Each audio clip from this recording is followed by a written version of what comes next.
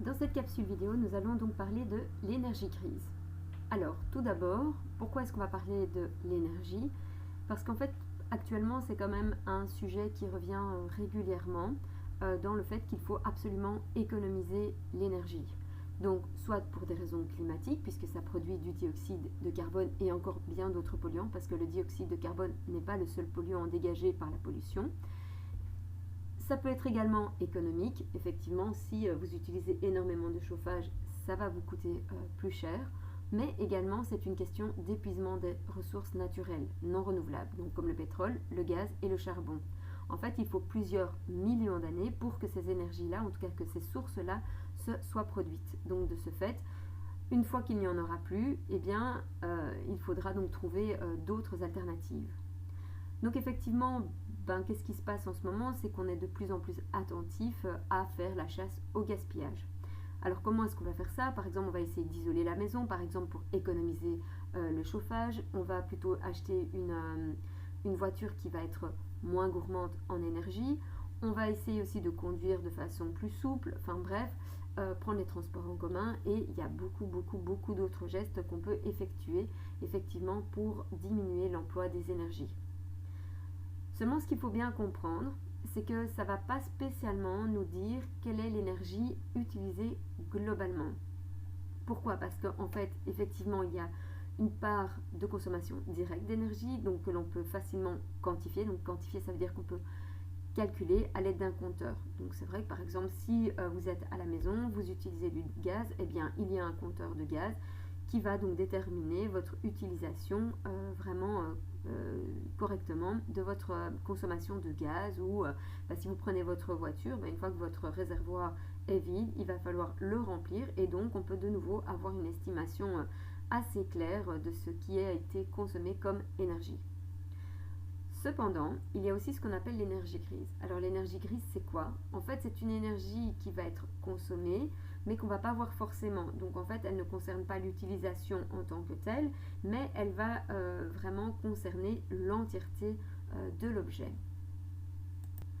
Exemple, tu as acheté un jeans que tu adores. Pourquoi peut-on dire que ce jeans a consommé, consomme actuellement et consommera encore de l'énergie? À quel moment a-t-il été nécessaire d'utiliser de l'énergie pour ce jeans? Donc ce que je vous propose maintenant, c'est de mettre pause. Vous allez bien réfléchir à la question, donc de nouveau, vous ne devez pas spécialement déjà remplir, mais vous pouvez jeter sur un papier quelques idées au crayon. Faites attention parce qu'il y aura quelques devoirs là-dessus, etc. Donc ça vaut vraiment la peine d'essayer en tout cas d'y réfléchir.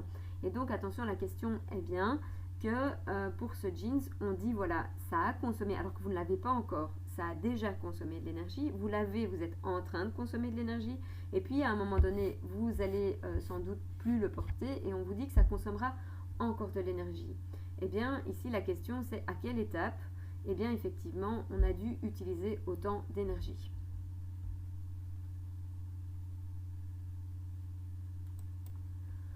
Alors, tout d'abord, il nous faudra donc de l'énergie pour extraire ou récolter la matière première, donc à la main ou avec des machines qui consomment du pétrole. Alors ici, la matière première pour notre jeans, eh bien, ça va être par exemple le coton, si c'est fait en coton. Si votre jeans est un petit peu élastique, ça signifie qu'on a dû extraire un peu de pétrole et puis modifier ce pétrole pour qu'il devienne une sorte de plastique élastique. Ensuite, une fois qu'on a récolté tout ça, on va devoir transporter cette matière première.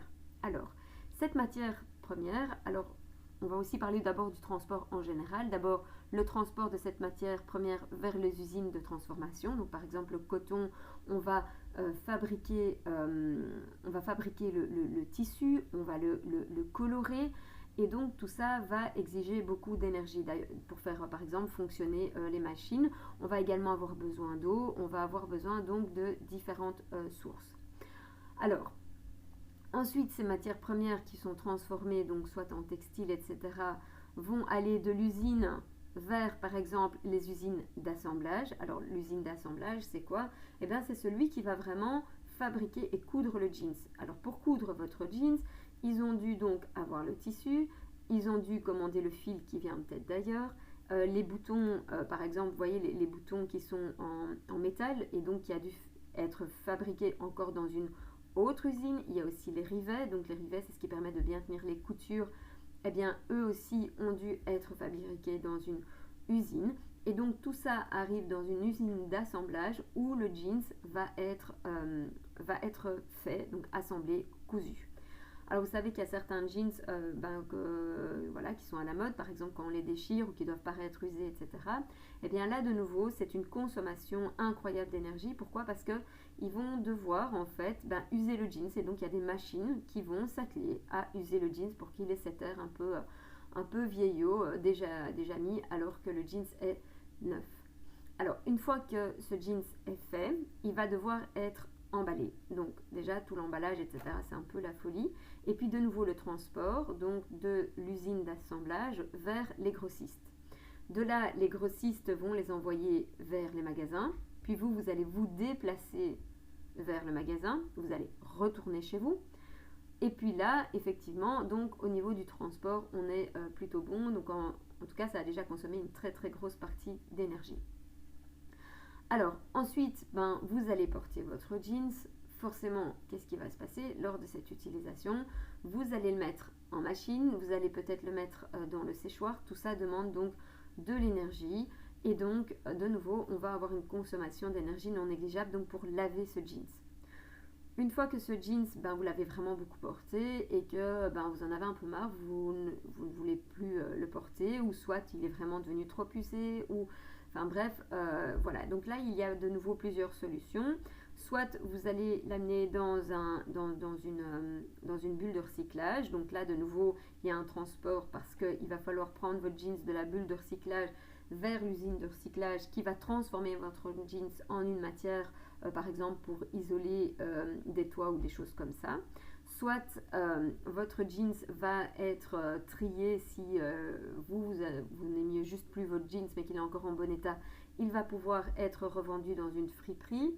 Ou alors, votre jeans est vraiment trop en mauvais état et vous avez décidé de le jeter à la poubelle, ce qui n'est peut-être pas la meilleure façon de s'en débarrasser, mais en tout cas, vous avez décidé de le mettre à la poubelle. Dans ces cas-là, il va falloir transporter la poubelle par camion jusqu'au brûleur, en fait, effectivement, et donc votre sac plastique va être brûlé, ce qui va demander donc l'incinérateur, pardon, et donc effectivement, ceci va encore consommer beaucoup d'énergie. Et donc voilà, donc l'énergie grise, en fait, ça concerne toutes ces étapes-là où on va utiliser énormément d'énergie. Alors maintenant, on va parler donc du cycle de vie d'un produit. Justement, ce cycle de vie, c'est de tenir compte de l'entièreté des énergies qui sont utilisées. Donc en fait, c'est une façon de calculer en fait l'énergie grise d'un produit. Donc en fait, qu'est-ce qui va se passer? C'est que l'énergie grise est déterminée simplement, on va additionner toutes les énergies utilisées, et donc à chacune des étapes de la vie de ce produit. Alors, elle s'exprime toujours en kilowattheure. Donc le kilowattheure, n'oubliez pas que le watt c'est la puissance, donc qui est utilisée pendant une heure. Donc c'est-à-dire que kilo, donc c'est 1000 watts utilisés en une heure. Donc par exemple, ça correspond plus ou moins, si vous prenez un micro-ondes qui est plus ou moins entre 800 watts et 1000 watts, et que vous faites chauffer quelque chose dans le micro-ondes pendant une heure, ceci représente 1 kilowattheure. Donc il faut savoir que 1 litre de mazout correspond à 10 kWh. Alors, autre façon de voir ce que c'est 1 kWh, par exemple, c'est l'énergie dégagée par la combustion d'un verre d'essence. Donc voilà, un verre d'essence, c'est 1 kWh. L'énergie dégagée par la combustion de 140 g de charbon ou par 100 litres de gaz naturel. On voit également que c'est 200 g de bois sec. Ou encore la chute d'eau d'une hauteur de 1000 mètres de 360 litres d'eau. Ou alors 50 heures de travail avec une pelle, donc c'est-à-dire que c'est l'énergie qui va être dégagée par vos muscles. Donc là, je crois que c'est ce qu'il y a de plus parlant, c'est effectivement les 50 heures avec une pelle. Donc c'est comme si vous deviez effectivement pendant 2 jours et 2 heures creuser avec une pelle en y mettant du cœur à l'ouvrage. Et bien ça représente 1 kWh. Alors pourquoi est-ce qu'on utilise cela? C'est parce que c'est la quantité d'énergie nécessaire pour effectuer un travail. D'accord? Alors, qu'est-ce qu'on constate par rapport à ici? Donc, on constate qu'en 1750, les personnes, donc à cette époque, utilisaient 4000 kWh, plus ou moins, d'accord? Donc en général. On voit qu'en 1950, c'est-à-dire 200 ans plus tard, on constate qu'ils vont utiliser 18 000 kWh, donc ce qui fait nettement plus. On constate également que l'espérance de vie d'une personne a nettement augmenté en 200 ans. Donc vous voyez qu'en 1750 par exemple, eh bien l'âge de vie moyenne, donc l'espérance de vie était de 25 ans. Ça ne veut pas dire que quelqu'un ne pouvait pas vivre jusqu'à 80, c'est pas ça que ça veut dire. Ça veut seulement dire que l'âge moyen était de 25 ans. Alors pourquoi? Tout simplement parce qu'il ne faut pas oublier que les femmes mouraient en couche assez massivement, c'est-à-dire qu'une femme sur 3 environ mourait en couche. Voilà, donc elle donnait naissance à plusieurs enfants et beaucoup mouraient lors de l'accouchement. N'oublions pas aussi que les jeunes enfants étaient régulièrement atteints de maladies graves et décédaient très rapidement. Donc c'est-à-dire que beaucoup d'enfants mouraient avant l'âge de 1 an, un peu moins jusqu'à l'âge de 5 ans. Et donc effectivement, vous aviez beaucoup de personnes qui mouraient suite à des épidémies, etc. Alors au-delà de 5 ans aussi, bien sûr, mais c'était surtout les jeunes enfants qui mouraient massivement. Et puis, eh bien, effectivement, quand ces enfants arrivaient à l'âge adulte, par exemple notamment les jeunes hommes, eh bien, ils partaient à la guerre se battre, où là, effectivement, on avait encore des pertes assez importantes au niveau des vies humaines. Et donc, c'est pour ça que tous ces facteurs-là faisaient que l'espérance de vie était très très basse à cette époque-là. Donc, en 1950, on constate que l'espérance de vie est montée à 67 ans. Alors ici, attention, on parle bien de la France, hein. Donc ici, c'est un document qui concerne la France. Et donc, attention à ne pas confondre que dans certains pays, malheureusement, on a encore des guerres, on a encore des femmes qui meurent en couche, on a encore des maladies qui tuent les jeunes enfants et dont l'espérance de vie est nettement inférieure à cet âge-là. On voit qu'en 2010, donc il y a maintenant 11 ans, eh bien, l'âge moyen était de 82 ans. Par contre, on voit que la quantité ici d'énergie utilisée est de 50 000 watts, donc ce qui est vraiment énorme. Alors, qu'est-ce qu'on constate par rapport à l'espérance de vie de l'être humain et du nombre d'habitants sur la planète? Il y a de plus en plus d'êtres humains sur notre planète qui vivent de plus en plus longtemps. Donc ça, c'est la petite vidéo effectivement où on voit toutes les petites bulles apparaître et où on constate effectivement que on va avoir vraiment un boom au niveau de l'espérance, au niveau du nombre d'habitants sur la planète. Donc, petit rappel de la vidéo,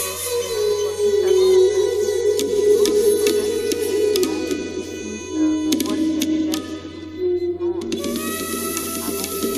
alors, qu'est-ce qu'on constate? Voilà, c'est que là, on va avoir 179, 180 millions de personnes. En l'an 300. Donc en l'an 300, on voit qu'effectivement on arrive à 200 millions de personnes sur la planète. Donc chaque petit point, ça équivaut à 1 million de personnes. Alors ici on va un petit peu augmenter, on voit voilà, que ça augmente très très très très fort. Et puis en fait, voilà, donc ça augmente.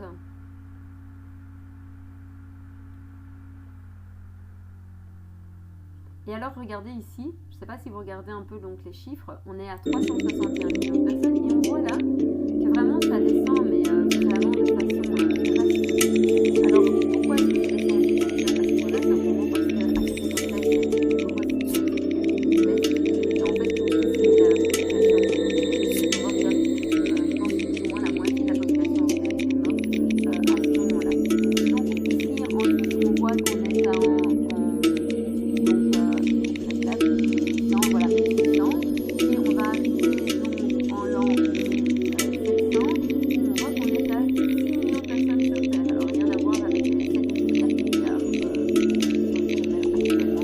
Et donc vous voyez qu'effectivement, on a eu tout d'un coup un boom assez impressionnant. Donc ici, on voit qu'on est à 3,3 milliards de personnes, et en fait ça date d'il n'y a pas si longtemps que ça, puisque mon papa, qui a donc maintenant 74 ans, disait que quand lui était à l'école, donc maintenant ça fait une cinquantaine d'années, eh bien il y a une cinquantaine d'années, ils apprenaient qu'ils étaient 3 milliards et demi sur la planète. ce qui est quand même assez impressionnant en sachant qu'actuellement on est à 7,4 milliards de personnes. Donc ici ils mettent 7,8 mais on est 7,4 milliards de personnes. Ensuite ils font une projection, d'accord? Donc ici en fait ils projettent le nombre de personnes qu'on va atteindre. Alors en fait ici simplement qu'est-ce qu'on vous dit? On vous dit que effectivement si on veut inverser cette tendance, voilà, si on veut inverser cette tendance, il faudrait qu'il y ait moins d'enfants, c'est-à-dire un enfant, éventuellement un deuxième doit rester. Voilà, et donc ça montre bien qu'il y a de plus en plus d'êtres humains sur notre planète, et ce document-ci montre effectivement qu'en plus on vit de plus en plus vieux. Donc, qu'est-ce que ça va influencer? Forcément, donc, quel sera l'impact sur la consommation d'énergie et les réserves du pétrole? La consommation d'énergie sera de plus en plus importante et donc la consommation de pétrole aussi, alors que les réserves, elles, s'épuisent rapidement. Donc ça, c'est vraiment le gros souci qui se passe. Forcément, si on est plus, on va avoir besoin de plus d'énergie pour que tout le monde puisse vivre décemment. Voilà, alors donc l'énergie grise se présente à différents niveaux. Donc on l'a vu déjà avec la conception du jeans, enfin en tout cas avec l'utilisation du jeans. Donc effectivement on va avoir d'abord la conception de ce jeans, donc c'est-à-dire que des gens vont se réunir et vont déterminer quelle sera la couleur, etc., la forme, machin. Et donc déjà rien que tout ça c'est très énergétique puisqu'il faut les bureaux, etc. Puis on a la fabrication, extraction de matières premières, ça on l'a expliqué donc précédemment avec l'énergie grise du jeans. Donc la fabrication de ce jeans, le conditionnement, l'emballage, tout ce qui concerne le transport, l'usage de ce jeans et puis la fin de vie du jeans, c'est-à-dire est-ce qu'on va le recycler, est-ce qu'on va le trier, est-ce qu'on va l'éliminer, tout ça va avoir un impact donc énergétique. Donc ça vous devez vraiment bien connaître en tout cas les différentes étapes du cycle de vie d'un objet. Alors, l'énergie grise d'un jeans, donc on vous dit situé sur chaque étape où est utilisée de l'énergie afin de porter le super jeans denim. Donc de nouveau, on va reprendre les différentes étapes ici qu'on va remettre dedans. Donc ici, on voit qu'on a l'extraction. Là, on a le transport qui est également ici. On a le transport qui est là également. Vous allez avoir donc le transport qui se trouve aussi ici. On a donc le conditionnement qui va se faire dans les usines ainsi que la fabrication. Donc la fabrication et le conditionnement, puis ensuite on va avoir donc ici l'usage de la personne où on voit effectivement avec les lavages et le séchage. Alors, comme je vous l'ai dit précédemment, comment est-ce qu'on va calculer cette énergie grise? On va simplement additionner, donc c'est-à-dire toutes les énergies pour la fabrication, l'extraction, le transport, l'utilisation, etc. de ce jeans. Donc, quelle sera la quantité de pétrole utilisée de la matière première jusqu'à la fin de l'utilisation du jeans? Eh bien, on va faire donc 5, plus 30, plus 4, plus 3, plus 1, plus 24, plus 80. Et on voit qu'il y a donc 147 kWh d'utilisé pour ce jeans, soit on aura besoin de 14,7 litres de pétrole. Donc si on, par exemple, si on voulait par exemple vraiment diminuer très fortement l'énergie grise de ce jeans, ce qu'on pourrait par exemple faire, c'est de ne pas le mettre au séchoir. Le fait de ne pas utiliser le séchoir, on voit effectivement que ça va diminuer énormément l'énergie grise du jeans. Alors, quelle quantité d'énergie grise n'a pas été prise en compte dans le cycle de vie de ce jeans? On constate effectivement que ce sera le recyclage, donc le coût en énergie pour le recyclage ou la destruction du jeans.